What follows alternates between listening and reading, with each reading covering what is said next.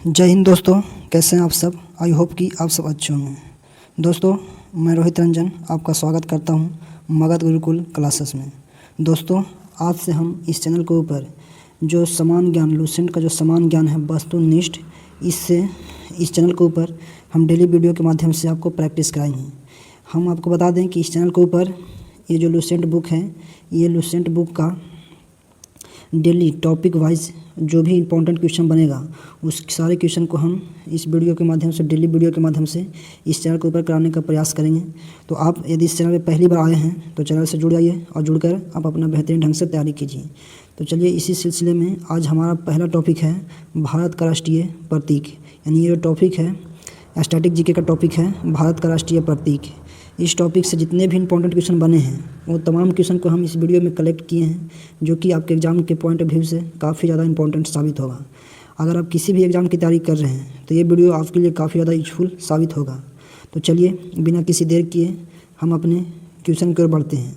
उससे पहले आपसे रिक्वेस्ट है कि अगर आप इस चैनल पर पहली बार आए हैं तो चैनल को सब्सक्राइब कर दीजिएगा और वीडियो को लाइक कर दीजिएगा। तो चलिए, हम वीडियो की ओर चलते हैं, अपने क्वेश्चन की ओर। तो आज आपका ये पहला क्वेश्चन है, क्वेश्चन नंबर 1।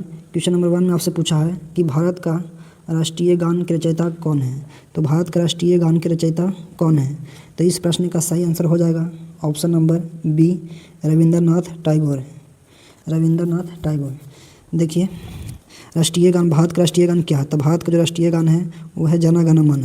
इसका रचयिता कौन है। तो रविंद्रनाथ टैगोर। इस प्रश्न का सही आंसर क्या हो जाएगा, ऑप्शन नंबर बी। उसके बाद नेक्स्ट अगला क्वेश्चन है, क्वेश्चन नंबर 2। क्वेश्चन नंबर 2 में आपसे पूछा है कि भारत का राष्ट्रीय ध्वज की लंबाई और चौड़ाई का अनुपात क्या है। तो भारत का जो राष्ट्रीय ध्वज है उसका लंबाई और चौड़ाई का अनुपात पूछा है। तो लंबाई और चौड़ाई का अनुपात जो होगा वो हो जाएगा 3:2, यानी कि इसका सही आंसर हो जाएगा ऑप्शन नंबर सेकेंड। दोस्तों, जो हम सारा क्वेश्चन जो है इस बुक का जो है सारा क्वेश्चन हम नहीं कराएंगे। जो क्वेश्चन खाली इंपॉर्टेंट है उसी क्वेश्चन को हम इस वीडियो में कराएंगे। यानी कि जो क्वेश्चन हाईलाइटेड है, जो एग्ज़ाम की दृष्टि से काफ़ी महत्वपूर्ण है, वैसे क्वेश्चन को हम चुन कर अपने वीडियो में कलेक्ट करके आपको डेली वीडियो के माध्यम से रिवीजन कराने का प्रयास करेंगे। तो आप ये मत सोचिए कि सारा question A to Z question है, आपको लग रहा हो कि जहाँ तहाँ से क्वेश्चन है। तो जहाँ तहाँ से क्वेश्चन इसलिए है क्योंकि जो भी इंपॉर्टेंट क्वेश्चन है केवल उसी क्वेश्चन को हम कराने का प्रयास कर रहे हैं। यानी सारा क्वेश्चन को हम बुक से उठाए नहीं हैं, यानी कि जो खाली इंपॉर्टेंट है उसी क्वेश्चन को हम यहाँ पास लाए हैं ताकि आपको एग्ज़ाम में यहाँ से डायरेक्ट क्वेश्चन देखने को मिले। तो चलिए, इस क्वेश्चन का सही आंसर होगा ऑप्शन नंबर बी। उसके बाद नेक्स्ट अगला क्वेश्चन है, क्वेश्चन नंबर 3।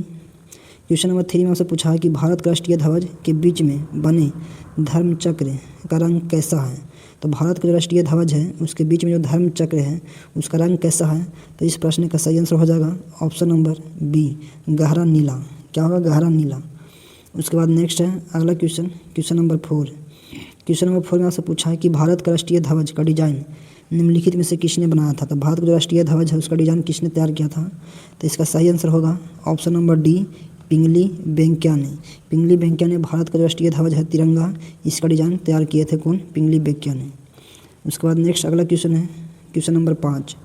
क्वेश्चन नंबर 5 में आपसे पूछा है कि भारत का राष्ट्रीय गान, भारत का जो राष्ट्रीय गान है जन गण मन, वो क्या है। तो भारत का राष्ट्रीय गान जन गण मन है। इस प्रश्न का सही आंसर है ऑप्शन नंबर सी। उसके बाद नेक्स्ट अगला क्वेश्चन है, क्वेश्चन नंबर 6। क्वेश्चन नंबर 6 में आपसे पूछा है कि भारत का राष्ट्रीय गान जन गण मन सर्वप्रथम कब और कहाँ गाया गया था। तो इसका सही आंसर हो जाएगा ऑप्शन नंबर ए, 1911 कलकत्ता अधिवेशन में। 1911 में जो कलकत्ता अधिवेशन हुआ था उसी में पहली बार भारत का राष्ट्रीय गान जन गण मन को गाया गया था। उसके बाद नेक्स्ट अगला क्वेश्चन को चलते हैं, क्वेश्चन नंबर 7। क्वेश्चन नंबर 7 में आपसे पूछा है कि भारत का राष्ट्रीय गान जन गण मन को पूर्ण रूप से गाने में कितना समय लगता है। तो इस प्रश्न का सही आंसर हो जाएगा ऑप्शन नंबर बी, 52 सेकेंड। उसके बाद नेक्स्ट अगला क्वेश्चन है, क्वेश्चन नंबर 8। क्वेश्चन नंबर 8 में आपसे पूछा है कि भारत का राष्ट्रीय गीत के रचयिता कौन है। तो देखिए, यहाँ पर आपसे पूछ लिया भारत का राष्ट्रीय गीत, पीछे भारत का राष्ट्रीय गीत का रचयिता कौन है। तो सबसे पहले हम ये जानें कि भारत का राष्ट्रीय गीत है क्या। तो भारत का राष्ट्रीय गीत है वंदे मातरम। वंदे मातरम, वंदे मातरम जो है भारत का राष्ट्रीय गीत है। इसका रचयिता कौन है। तो इसका रचयिता है बंकिम चंद्र चटर्जी। यहाँ पर इसका सही आंसर हो जाएगा ऑप्शन नंबर बी। उसके बाद नेक्स्ट अगला क्वेश्चन है, क्वेश्चन नंबर 9। क्वेश्चन नंबर 9 में से पूछा है कि भारत का राष्ट्रीय गीत को गाने में कितना समय लगता है। तो राष्ट्रीय गीत यानी कि वंदे मातरम को गाने में कुल कितना समय लगता है? तो इस प्रश्न का सही आंसर हो जाएगा ऑप्शन नंबर सी, यानी कि 65 सेकेंड। उसके बाद नेक्स्ट अगला क्वेश्चन है क्वेश्चन नंबर 10। क्वेश्चन नंबर 10 में आपसे पूछा है कि भारत का राष्ट्रीय गीत वंदे मातरम सर्वप्रथम कब गाया गया था? तो भारत का जो राष्ट्रीय गीत है वंदे मातरम वो सर्वप्रथम 1896 में कोलकाता अधिवेशन में ही गाया गया था। देखिए, भारत का जो राष्ट्रीय गान है जन गण मन वो सर्वप्रथम 1911 में वो भी कलकत्ता अधिवेशन में गाया गया था। और भारत का जो राष्ट्रीय गीत है वंदे मातरम ये भी पहली बार, ये भी जो वंदे मातरम है ये भी पहली बार 1896 के कलकत्ता अधिवेशन में गाया गया था। तो दोनों कलकत्ता अधिवेशन में ही पहली बार गाया गया था। राष्ट्रगान जो था 1911 के कलकत्ता अधिवेशन में गाया गया था, और राष्ट्रीय गीत जो वंदे मातरम है 1896 का कलकत्ता अधिवेशन में पहली बार गाया गया था। तो चलते हैं अगला क्वेश्चन की ओर। Question number 11। क्वेश्चन नंबर 11 यहाँ पर थोड़ा उल्टा टाइप हो गया है। क्वेश्चन नंबर 11 में आपसे पूछा है कि भारत का राष्ट्रीय गीत वंदे मातरम किस ग्रंथ से लिया गया है?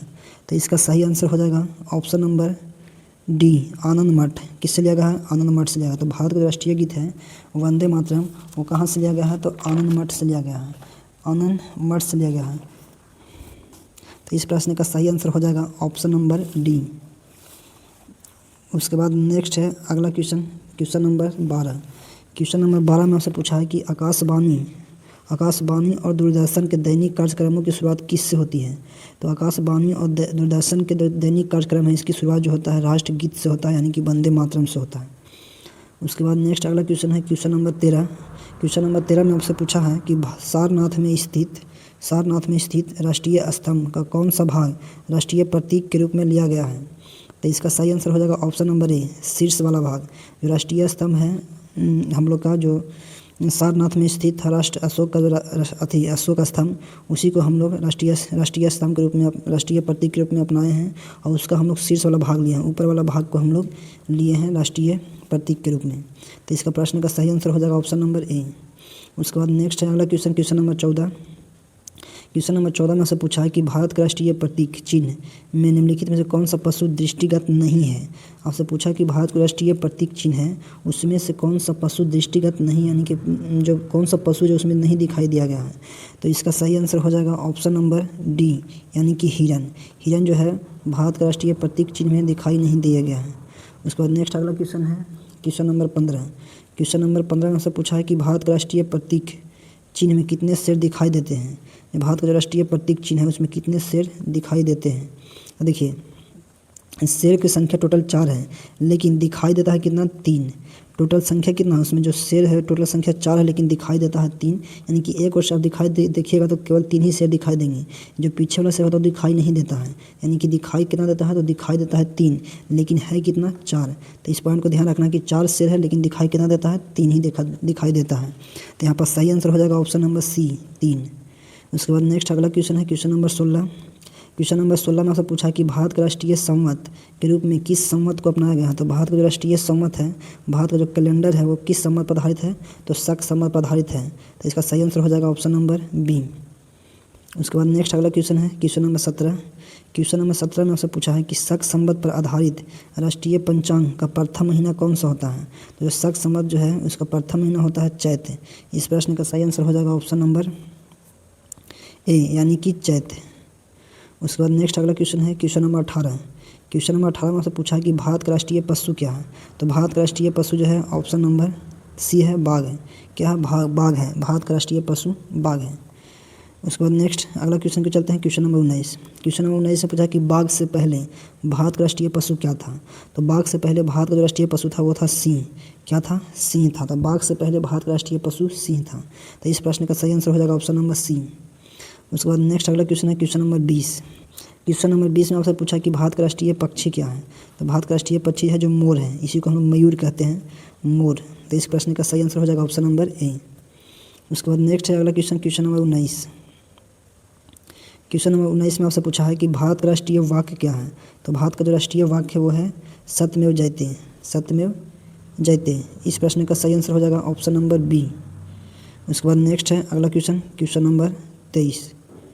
क्वेश्चन नंबर 23 में आपसे पूछा है किस पशु को भारत के राष्ट्रीय प्रतीक में स्थान नहीं मिला है। तो पूछा किस पशु को भारत के राष्ट्रीय प्रतीक में स्थान नहीं मिला है। तो इसका प्रश्न का सही आंसर हो जाएगा ऑप्शन नंबर बी, यानी कि ऊँट।